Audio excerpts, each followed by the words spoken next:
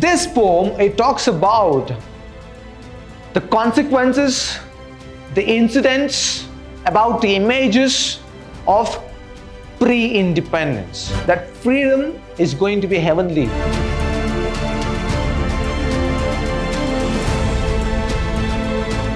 Hello, hi, namaste and welcome to Vidhyaashram, first grade college, the Temple of Excellence.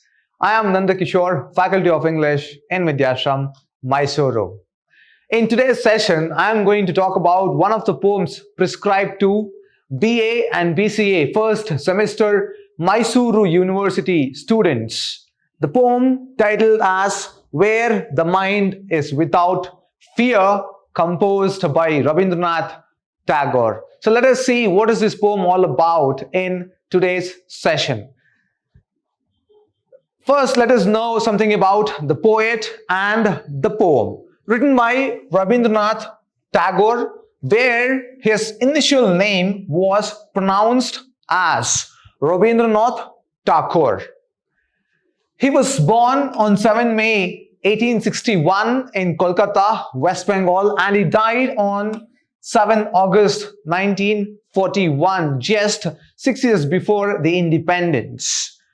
He is the composer of national anthem. As you know, we sing Jana Gana Mana, and notable work is Gitanjali, where it consists 103 poems, right? And it was published in 1912, and for the same work, he won Nobel Prize in Literature in 1913. He won Nobel Prize in Literature in 1913. So, today, in this session, we are going to talk about one of the poems from the collections of Gitanjali. Remember, there are 103 poems. Out of 103, Where the Mind is Without Fear is most notable poem, which is widely read and widely discussed among the critics. Let us see why it is important and why it is widely read in today's session. This is the actual poem, Where the Mind is Without Fear, and this is the beginning line, and that line has been considered as the title of the poem. Now let us see the poem in detail. Where the mind is without fear and the head is held high. Remember, it was published in 1912, and this poem, it talks about the consequences, the incidents, about the images of pre-independence. Not post-independence, we are talking about pre-independence. Remember that? And this is why we call this a prayer poem. We call this a prayer poem. Why? Because he is praying to the God about what? About the independence, about the images, about the things which he has seen before independence, the cruelty, the menace of the British rule on Indians. Now he is praying to the God, the Almighty. He says, where the mind is without fear and the head is held high. He says the head. He wants to give credit to the Indians, because we Indians, we know that every Indian believes that we are good from the bottom of our hearts.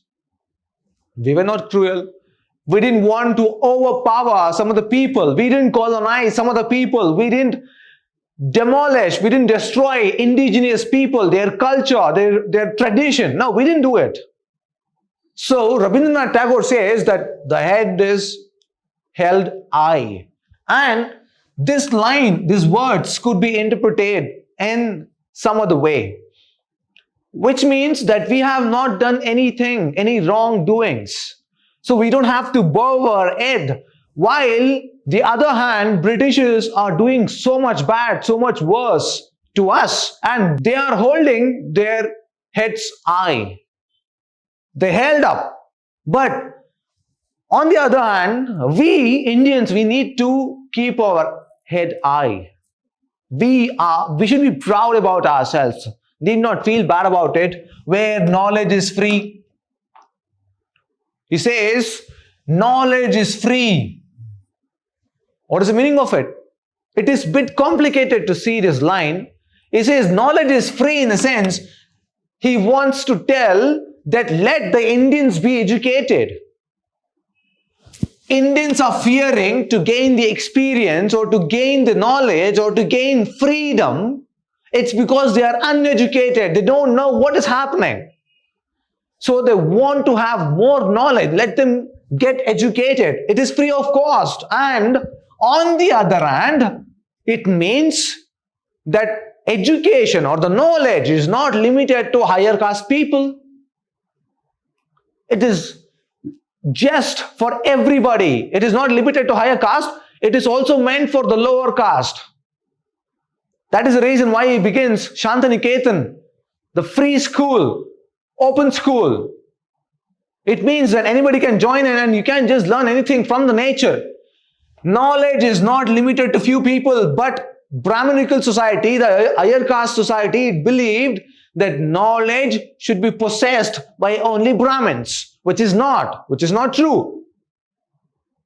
Here, Rabindranath Tagore is talking about two things. One is praying. It's a prayer song, right? Offering the prayer to God. He's requesting, he's pleading to bless everybody. On the other hand, he is appealing, he's pleading, he's making a request. He's demanding the rights to be fulfilled even to the lower caste, where the world has not been broken up into fragments by narrow domestic walls. Domestic walls, he says, domestic particularly. Let us see this line, where the world, he says world. One world is literally the world, the universe, or the earth. Let us limit it. The world, the earth. Where the earth has not been broken up into fragments by narrow domestic walls. But here the world means India. He talks about that. He says it should not be broken up into fragments, into pieces. It should not be broken by what? By narrow. Not with broader sense, by narrow domestic walls. He calls domestic walls. Domestic is local walls. What are these walls here? When he says domestic walls, he is talking about caste differentiation, untouchability. One which was the social stigma. It was a social stigma then. People were so much into caste system, into religion. They were bifurcated, they were divided. He says, let that not divide us. People are divided according to their caste, religion, color, their background, even the sex, right? You are a female, you are a male, you are a transgender, you are this, you are that, bifurcation. Let this end. Let this end. Let us remember we are going to unite, become one. To do what? To attain freedom. He says domestic walls. Beautifully told. Where words come out from the depth of truth. He says depth of truth. Where the words come out from the depth. Depth is where? From the bottom of our heart. From our mind and heart. Right? Let it come from the bottom of our mind. Depth of truth. It could be mind and heart. Where tireless striving stretches its arms towards perfection. He requests tireless. Let us not rest. Striving where there is no rest at all stretches its arms towards perfection. Let us be perfect in our ways. Let us be dressed up well. Rabindranath Tagore is telling, we are ill-treated. It's because of our dressing sense. Imagine the lower caste people, they would not wear well-washed or well-netted or well-stitched clothes. They always worn the torn clothes. And that made them look even uglier. Britishers think that we are ugly, we are dark, we are wheatish. And we are soiled. We are wearing soiled clothes, dirty clothes, torn clothes. Let us not do it. Let us dress up neatly. Let us work hard towards perfection. He's requesting. That's how we are going to attain. That's how we are going to create our image to the viewers, to the people who look at us, especially to the Britishers. And then he says, where the clear stream of reason has not lost its way. Clear stream. What is a stream? Stream is a channel, the water body, the water channel. And it says clear stream. He compares the stream, right, a metaphor, to flow of thoughts. He says our thoughts should be free. Clear. That is why he writes clear. If our thoughts are free, if our thoughts are clear, if we know what we are going to do and how we are going to attain our freedom, or it might be to the present generation, it might be how we are going to succeed in one's life or in our lives. If our thoughts are clear stream of reason. Reason is very important. What is reasoning here? Logical thinking. What is logical thinking? What is good and what is bad? Of course, money is very important in today's life. But how are you going to earn money? Are you going to perform bad acts or good deeds and earn money? That is logical thinking. Everyone makes money, but how? What means do you follow? What means do you perform in your life? Are you going to get money, make money by cheating somebody else?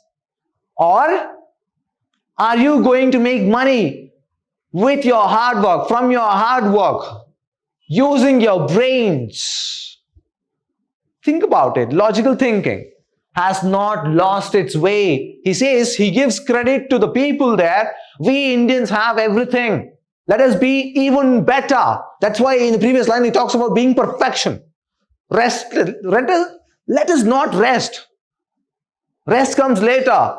Let us work hard to attain freedom. We are in the holds.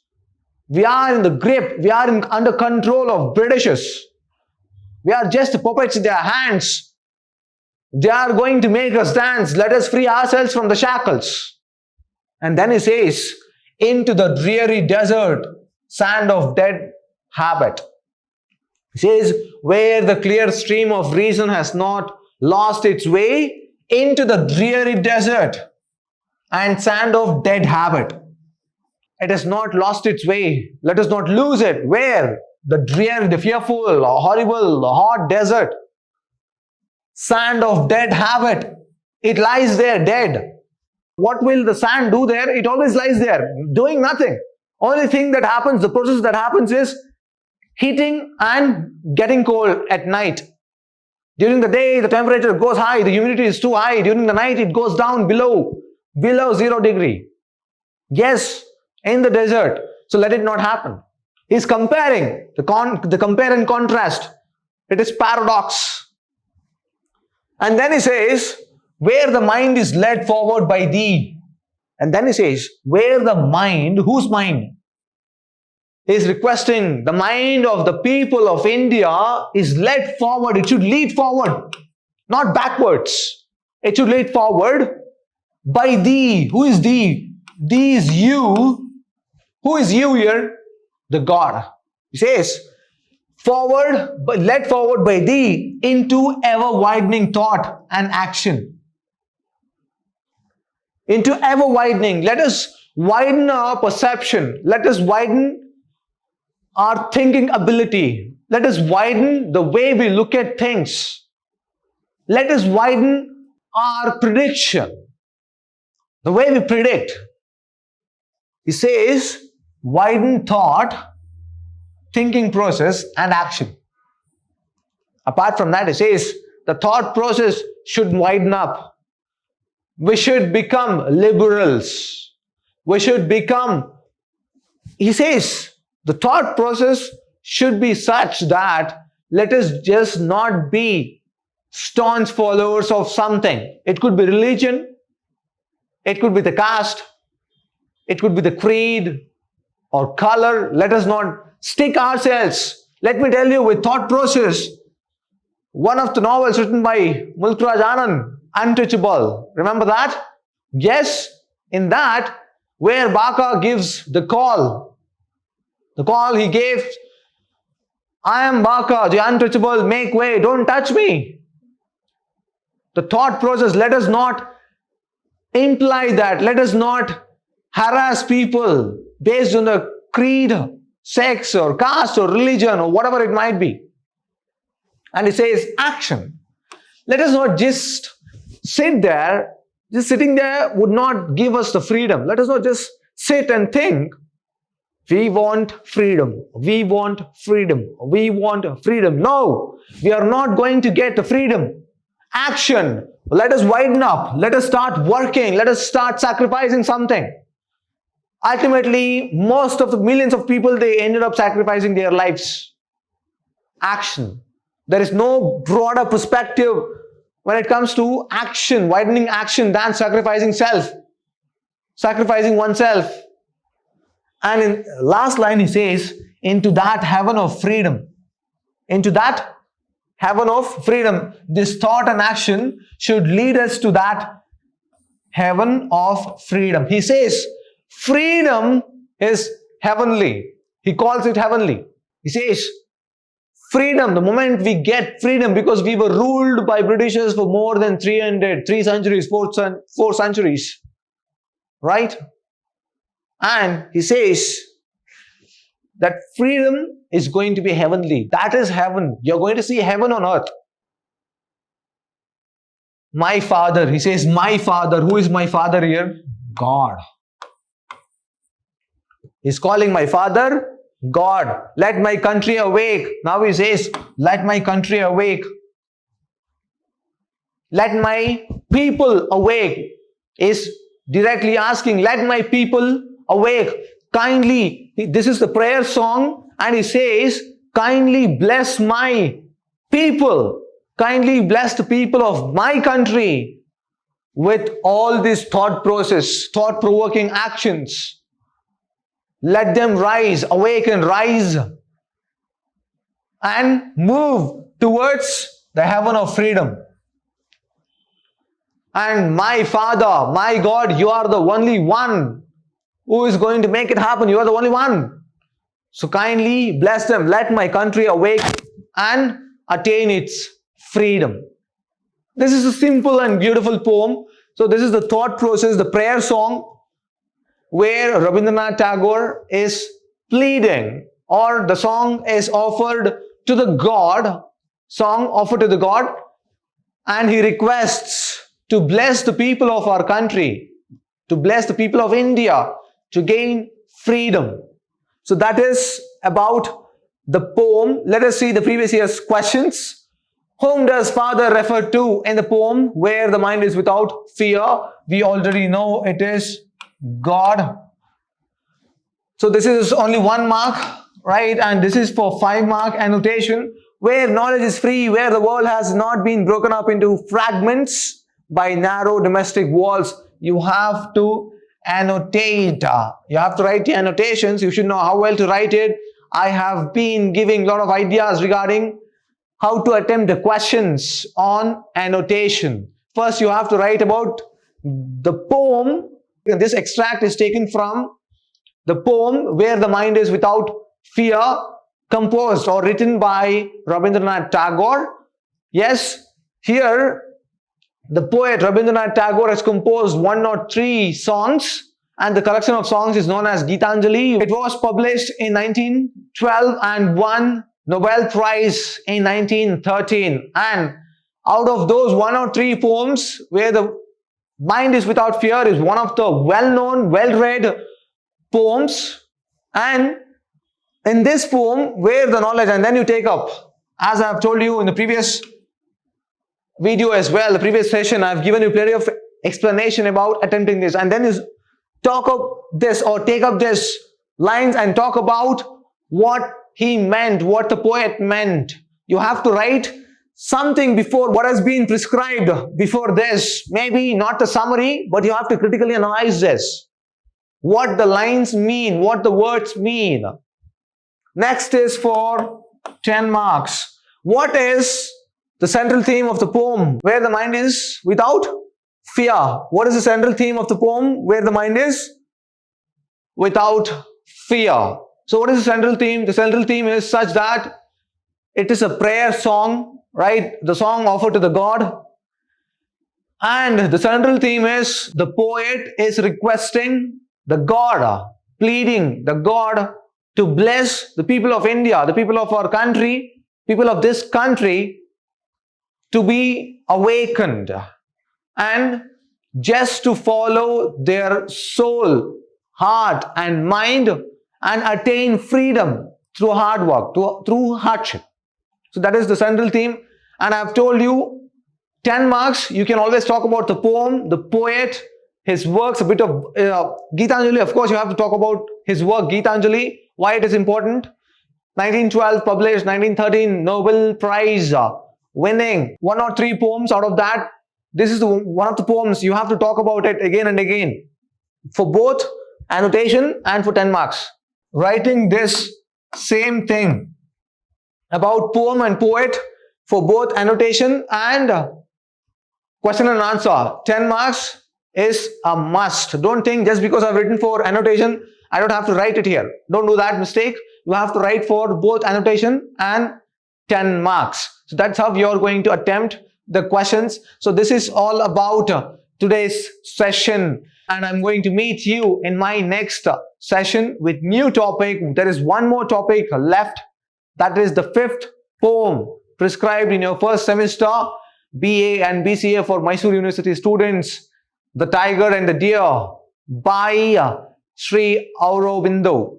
Right? We are going to deal it in the next session. Until then, keep reading. Have a good day. Take care.